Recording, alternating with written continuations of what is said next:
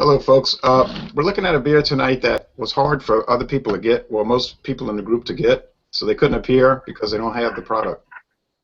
But it's Hurricane High Gravity, and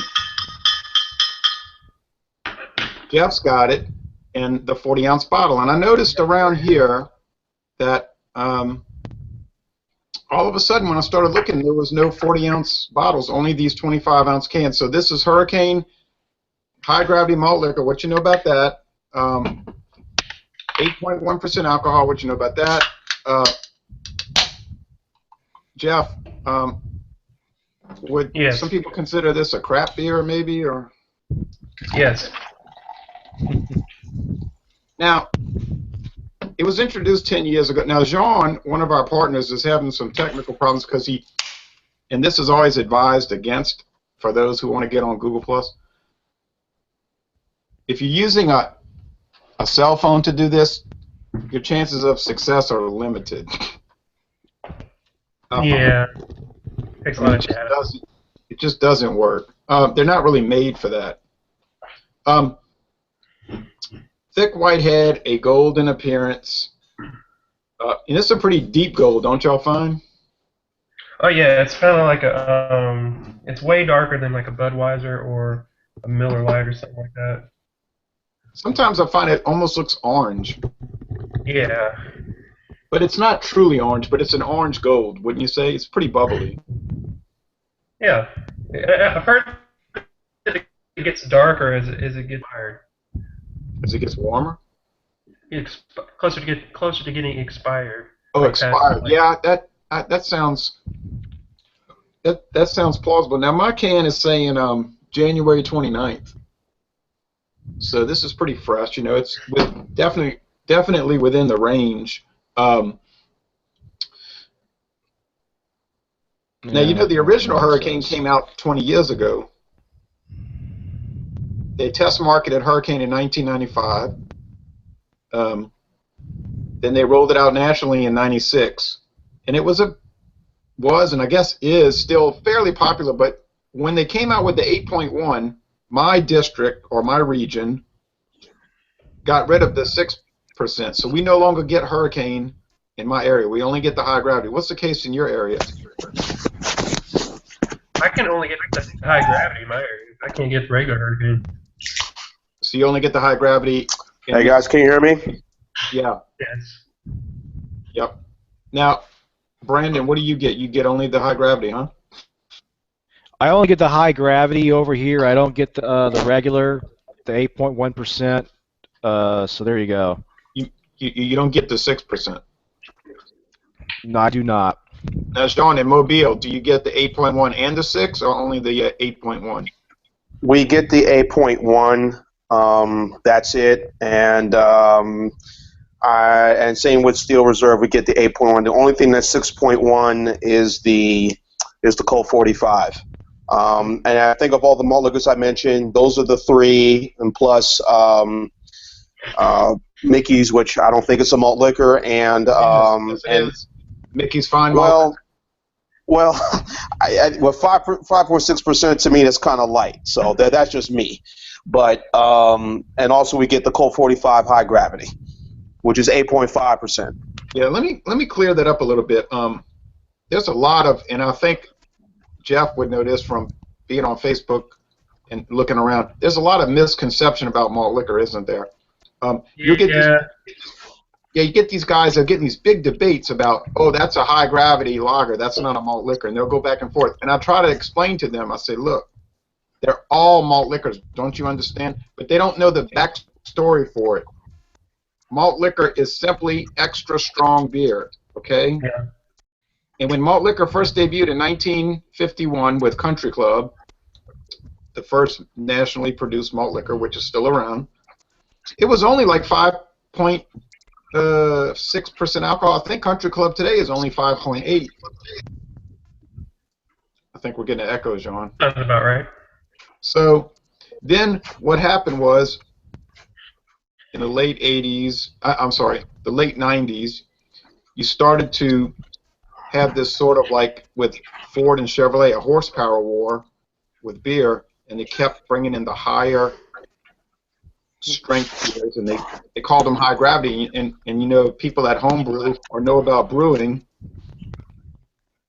High gravity is related to the brewing process. There's an actual meaning for it. So you know, malt liquor can actually be an ale. They just don't typically call ales malt liquor. Although I have bought ales, actual ales, not the ones that they call ale for Texas,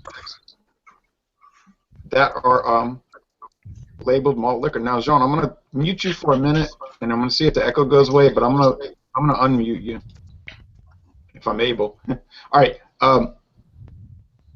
So when Jean is saying that he doesn't feel that Mickey's is a malt liquor, I can understand that mindset today in the world we live in, but 40 years ago, it would certainly have been a malt liquor, and it's more of the old school malt liquor. Y'all agree with that? Yeah, I because agree 100%. they said that back then anything that was over, 5% alcohol couldn't be called a beer. Right. Is that why they called it malt liquor? Yeah, and it might still be the case today because I was looking in a grocery store and they had Spaten.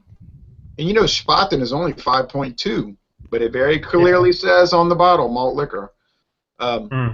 So once you get above 5% alcohol, it gets kind of shaky. Like they have to be careful. And you'll notice a lot of beers above 5% alcohol. They never say beer on it. Go look around in the store and look at everything. Malt liquor or something ice, like natural ice, Keystone Ice. Even craft beers. Go look at all your craft beers, and they'll use terminology, but they won't often say beer. It'll say lager, ale, high gravity, whatever. You know, so it's there's something about that 5% cutoff mark. Now, I want to give you, and I'm going to unmute. I'm going to unmute you, Jean. I don't think, because when we get you to talk, we'll listen, and then it won't be an echo. I don't think you'll echo off of yourself. But I'm going to. What about now? Do you still hear that echo? Well, you're talking, so let me talk a little bit, and then we'll see if it comes back. Now, Hurricane High Gravity, they're saying it's 185 calories per 12-ounce serving. That is a high fattening beer, and they're saying they use water, corn, rice, or dextrose syrup, barley malt, hop extract, and yeast. Now, over here on another Anheuser-Busch website, it's saying that they use U.S.-grown Willamette hops, Saaz hops, and European-grown Hallertau hops. What do you think about that? Interesting, huh? I mean, you could taste some of the sweetness, you know. Yeah, that ain't coming from the hops. No, that's not. But this is, of all the malt liquors, I think this is probably the sweetest I've had, and I've had this before, and more so than Colt and even their other brand that Anheuser-Busch has, King Cobra. Yeah. Well, you know, if you try the regular Hurricane at 6%, you're going to find that it's very similar to King Cobra. All right, I'm going to let some other people talk. I want to see what Brandon and Jeff say about this Willamette, Saaz, and the European Hallertau hops. All right.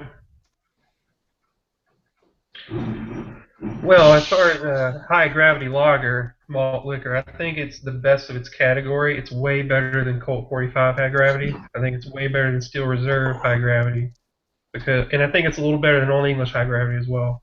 Because I've had all of those. Brandon? Well, my opinion on this. Oh, wait. Yeah, we're talking over each other. I'm sorry. Go ahead, finish, Jeff. Then I'll talk after you. Quite as bad as a nail polish remover aftertaste like Colt 45 high gravity does, or Steel Reserve. Nail polish remover. That's probably not what they're shooting for. But Brandon. Now, my opinion on this beer, initial impressions, because it's the first time I've ever had it.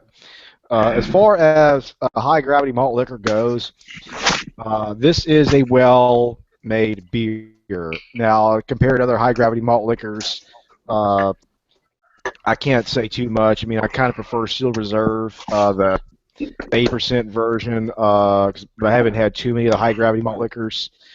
I personally prefer, say, the lower gravity malt liquors, like say a Colt 45 or Mickey's or even King Cobra from the same brewery. And personally, the higher gravity malt liquors are really not my cup of tea. But this is smooth, easy drinking liquor. It doesn't have a strong aftertaste. I mean, you can tell it's a well-made beer. You can't go wrong with this, and it's very cheap too. So there you go. Yeah, it's inexpensive, and it's similar to your other Anheuser-Busch beers, but in the price range. But it seems to me that, and maybe this will be controversial. I don't know. It's sort of well made, like they didn't just sling it together and say, let the bums drink it. I think they're trying to protect their image. Anheuser-Busch tries to not be caught making anything foul.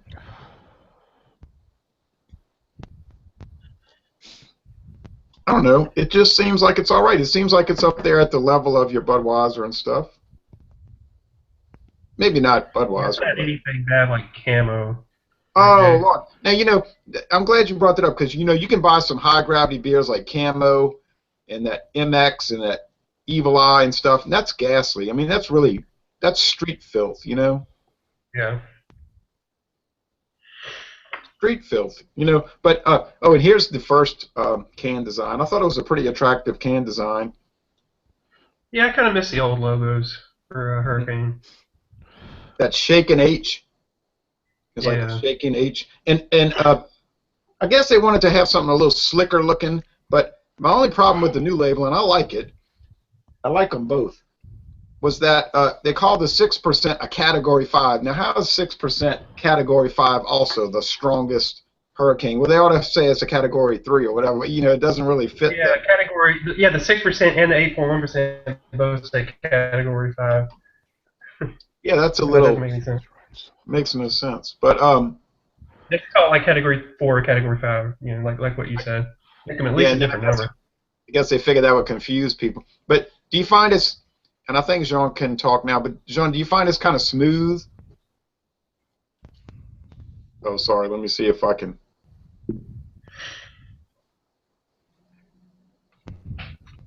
Fix it. I think it's smooth. It's harsh and smooth at the same time, if that makes any sense. It's harsh in the boldness. Yeah. It's harsh in the alcohol, but it has some drinkability or whatever.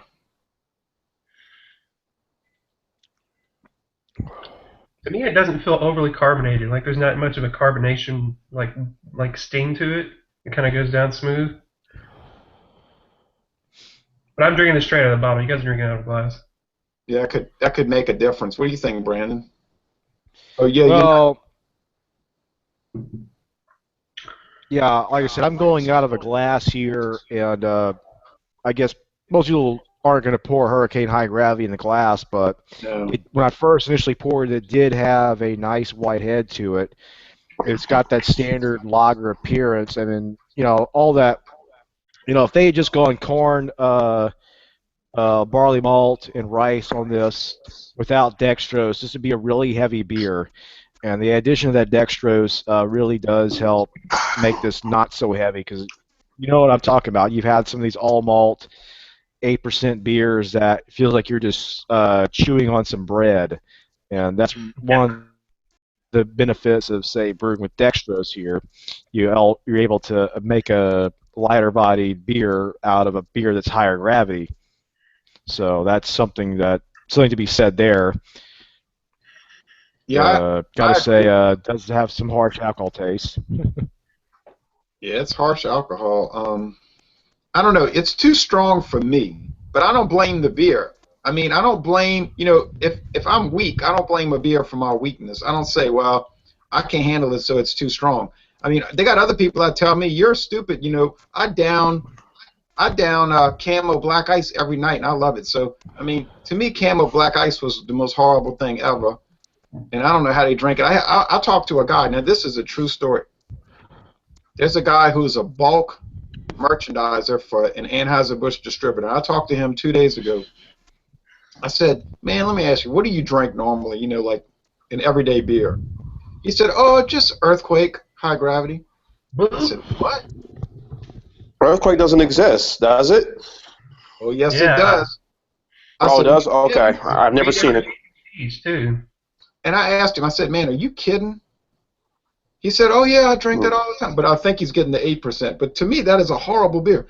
But he Yeah. said he gets off of work and he goes and gets a 24-ounce can of Earthquake High Gravity, drinks it, and he enjoys it. I said, "Well, hey, how can I speak against it? I mean, if you like it, and those people can get you." And then he was telling me, "Yeah, and that Four Loko is pretty good too." I said, "Oh man."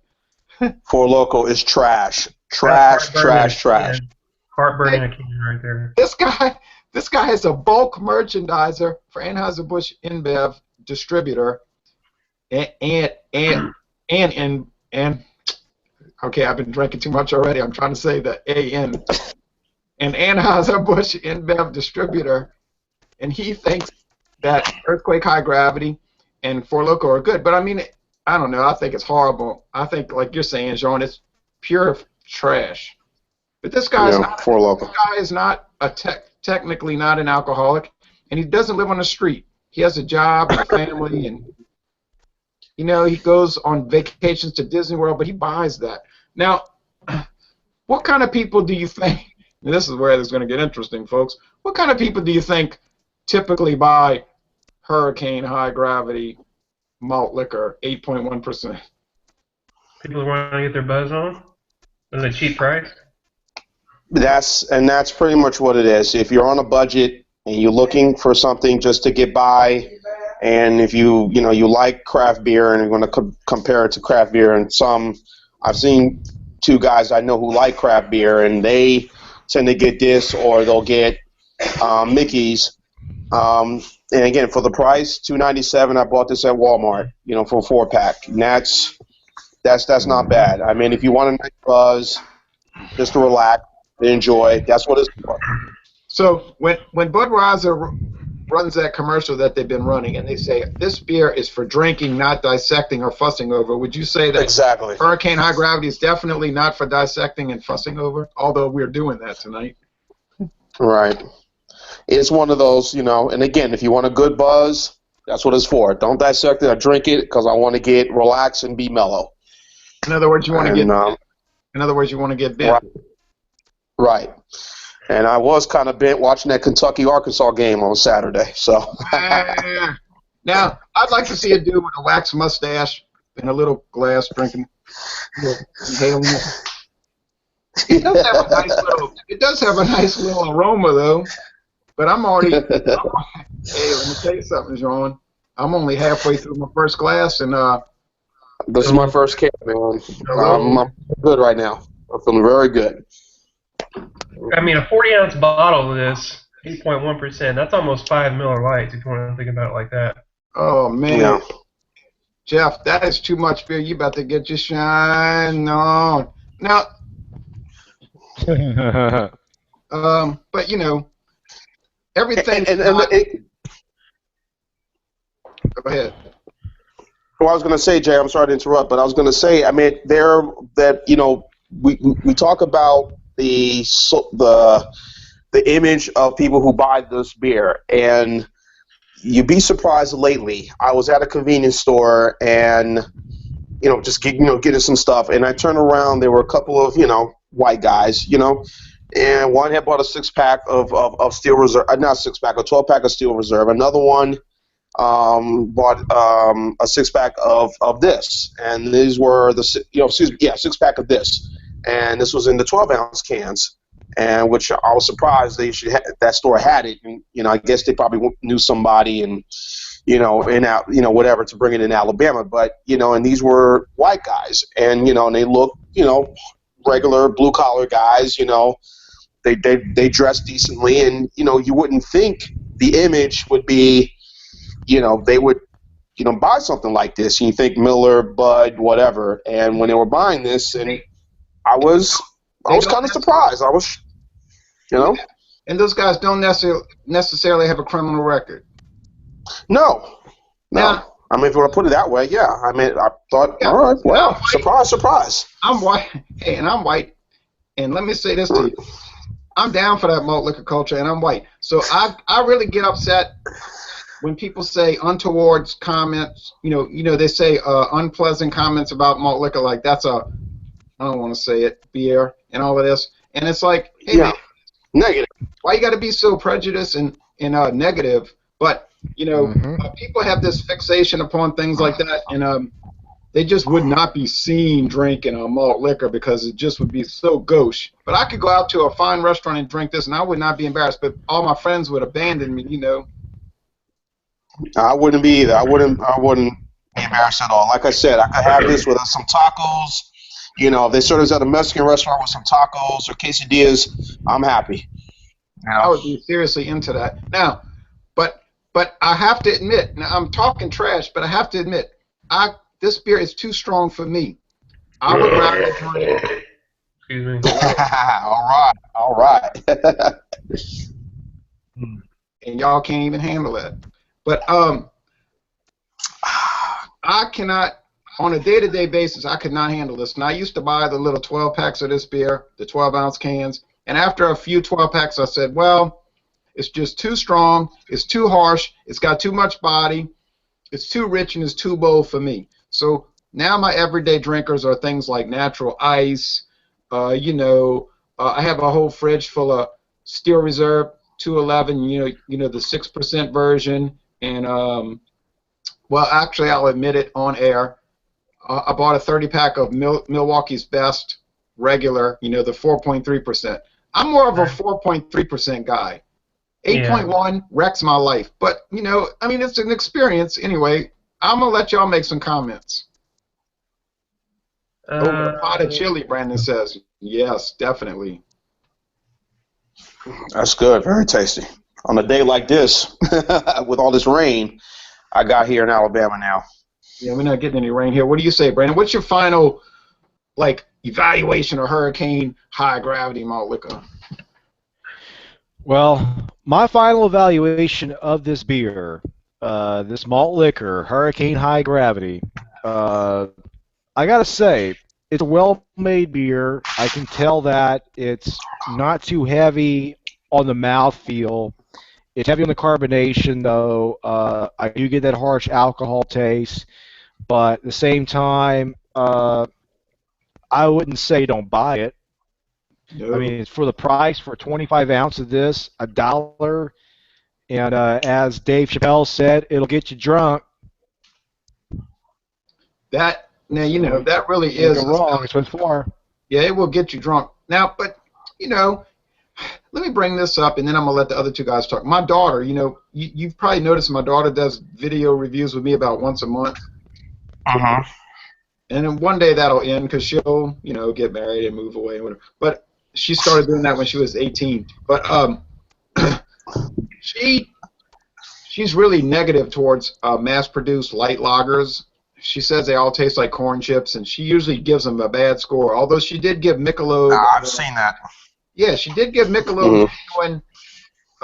What is it? Michelob Golden Draft. She gave that a good score. But the mass-produced lager that she liked the most was the Steel Reserve 211 Triple Export in the black can. Oh boy. Yeah. She said, "Wow." Now you understand, she does no research on beer. She knows nothing about beer companies or the history or any of that. She doesn't care, frankly, right? So she is a great reviewer because she has no preconceived notions or prejudices. So she didn't know what Steel Reserve 211 Triple Export is, and the can is comical because it says on there, "We believe this is one of the finest beers made in the world." Beers made in the world. One of the finest beers made in the world. All right, I mean that's we don't get that here in Alabama. We don't get that here in this area. North Carolina, I think it's very rare. But yeah. I said, "Wow, that is gall." But hey, it's. Oh, Brandon got knocked out. He was worried about his computer failing. Now, so we did a review of that Steel Reserve 211 Black Label, the Triple Export. It's sort of a legendary beer, really. I bought it in Georgia, and I had it dead cold in the freezer. So I poured it in a little glass, and she sipped it, and she said, "Wow, this is a great beer. This is one of the best." She says, "This is one of the best beers we've reviewed." And me and her. We've reviewed Schmay, Red Cap, and she was bragging on that beer to no end. So that can tell you right there that sometimes these beers are not as bad as people may believe. No. Now, Brandon and John, I mean, Jean and Jeff, what do y'all have to say about it? To close, I can't go on forever, although I could after I drank that second amount. Go ahead, Jeff. I don't have any right now, but I wish I had like a big bag of like salty potato chips just to eat with this. I think that would be a perfect.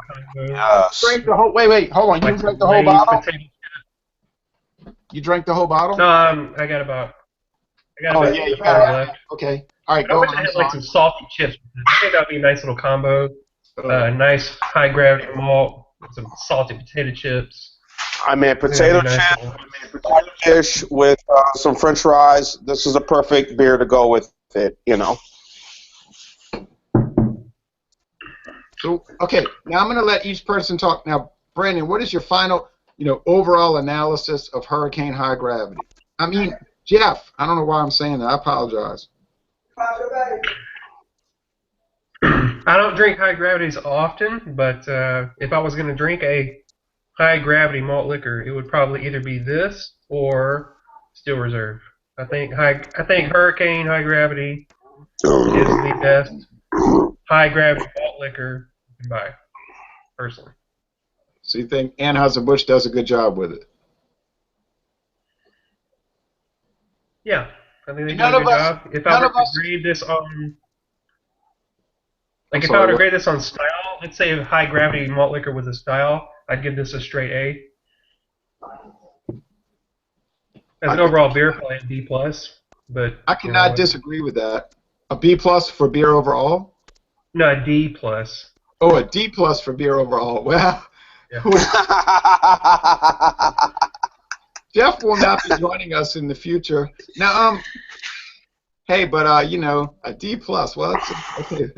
All right, so that shows you what his opinion of the style is. Hey, but that's okay. We're not getting any money from Anheuser-Busch for this video production anyway. No, style A, straight A, but as far as like compared to all beers across the spectrum, a D plus. So it wouldn't really hold its own against Weihen, Stefan, or Corbinian. No, sir. Or Eyinger Celebrator probably wouldn't really stand up to Eyinger Celebrator. I agree with that. Now, but sometimes you gotta. Well, anyway. All right. I better not say too much. All right, now, Jean, what's your overall? Yeah, like I said, my overall feel. Now, a couple of things. Number one, about the can. You notice this can here. It doesn't look like all the typical cans of malt liquors. It doesn't have that. It has some of that bold lettering, but it's not like those bolts or those horseshoes that you see with other malt liquors. So that's one thing I've noticed. Again, 8.1%, very good. 297. Some places probably less than that. This is a 16-ounce can I have here. It's a very decent beer. I give it just for the style of what it, under whatever category you want to say, high strong beer or specialty lager. I give this, to me, a B. About a B plus, A minus around there. It's good. As I mentioned, you can have this with tacos. You can have this with some chips. You can have this with, some fried flounder with some French fries and coleslaw. It's a good beer. Oh yeah. It's perfect for it. And I say 2 of these, and you should be good and relax. And like I said, it's just I would hope. Beer, but don't get in the car. Just give it some time. It's definitely a stay at your house beer, right? Buy exactly. Beer, bring it home, and be in for the night, man. Because you'll be looking at the end of the flashlight. Now, I like what you said about the food pairings. Now, don't you think this beer would go well with really, really hot food, like really spicy food? Yes. Asian food, Mexican food, stuff like that. What, Jeff? Some like spicy hot chicken wings. Yeah, something really intense. Well, my opinion is you gotta freeze this super cold. I mean, you gotta drink this cold. I mean, no 50 degrees, whatever. You gotta have it with around 30 or so. Keep this in the freezer. Amen. Amen. I had it in the. I had. Okay, I'm gonna try to say it. I had it. All right. Okay, well, but I don't deny it. I had it in the fridge. Excuse me. I had it in the freezer for 30 minutes. And that's important because this is not, like you say, it's not something you want to warm. So you want to get it in that freezer, and you want to get it rolling cold, and then you want to get real with it and drink it. You know, but I mean, we're having a good time with it. It's not, Right. I don't know. I'll tell you what, if I went to Belgium, okay, this stuff's too strong for me, obviously. But I think This has been a fun deal, man. yeah, I'm enjoying myself. me and John gonna have a little get together coming up. But anyway, if I forget it, if I went to the Netherlands, the first beer I'm gonna grab is an Amstel Cannon, 11% alcohol. I want to experience that Cannon, 11% alcohol, folks. Wow. That's not in the place. Forget about it. That's Yeah, a all bottom we line. get over here is the Amstel Light, 3.9. I want to go to Amsterdam and get the Cannon because you know it exists. All right, what Brandon? I mean Jeff. I got a fixation on Brandon's name, obviously, or some kind of mental sickness. That's not 11%. That's like a bottle of wine right there. Yeah. Yeah, pretty much. Yeah, and here's the thing about the Cannon. If you get on the Amstel website, it's in a huge can like this, the Cannon. Yeah. Oh, yes, and it's made by Heineken, and it's 11% alcohol. Imagine you could go to the Netherlands, and you could mess around with Cannon, and you may not come back from the Netherlands because you get in trouble in Europe and all that. You know, especially people that got aggression issues. If they drink it, it could really be a problem. Luckily, I don't have that. You know, I don't really have that problem too much. Like you said, no one to hold them, no one to fold them. You got to know your limit. So This can is definitely my limit. This will be my beer. Nowhere to fold on. Yeah. When I walk away, nowhere to run. Right. I remember when that song came out. Now, to close it out, we enjoyed doing it. I think it was a lot of fun. It's a shame that a lot of people couldn't get it because I think it would have been a very rollicking video if all of our gang could have got into it because they certainly wanted to get into it. They simply could not find the beer. This is the kind of beer that you could turn around tomorrow and it could be canceled. Secondly, what do you think, and I only have two of y'all to speak for the group, what do y'all think about one day down the road, that's what I'm talking about, Jeff, one day down the road looking at Ice House Edge, which is 8% from... If I can find it, I'll do it. I'm down with that, and we do get it here in Alabama, so I think there will be no problem for me to find that beer. I can go right to the store right now, but I wouldn't dare drive right now. But I could go right to the store at Mathern's right now and get a 4-pack of Ice House Edge for $2.99. Hey, yeah, Jay, I got an idea. How about Wednesday morning you and I do this? I don't know what your schedule is, but, you know, Ice House Edge, I'm down. Well, let's wait. Let's wait because I got a lot of beers lined up for our weekly examinations, and but I was looking at doing. I hear a lot of sirens. I hope they didn't have a bad wreck. Anyway, I was looking at doing Ice House Edge on say maybe sometime in June. But if you can't wait, I can understand, and I can go. I mean, hell, I can. Excuse my language. I can afford $2.99. We could do a preemptive early bird examination, and then we can get back with the whole gang in June and do Ice House Ed. I'm gonna try to say it right. Ice House Edge again. So yeah, John, you and I are gonna, and Jeff too. Can you get Ice House Edge? I haven't seen it around, but I've only checked a few places. I might try to expand my search. Okay, Ice House Edge, and let me put this in your ear. Natty Daddy. You feel me? I can get Natty Daddy. I think Natty Daddy is a serious beer that we need to look at. What do you think, John? Uh-oh, John's audio went caputo. But type it, John, type it. Anyway, I know John is not going to say no to Natty Daddy, you know. But anyway, that'll be an interesting thing to look at. You'd like to look at that, Jeff? Yeah, you know what? It actually says on the can that it was made from natural light ingredients, and they amped it up to 8%. It's interesting. It's fascinating. They take the regular natural light beer and they make it 8%, which is hard to believe. Which is double what Natty Light is. Natty Light's 4.2. I know, it's amazing. It's incredible, really, and it's another one of those beers that I can't handle. But next week, folks.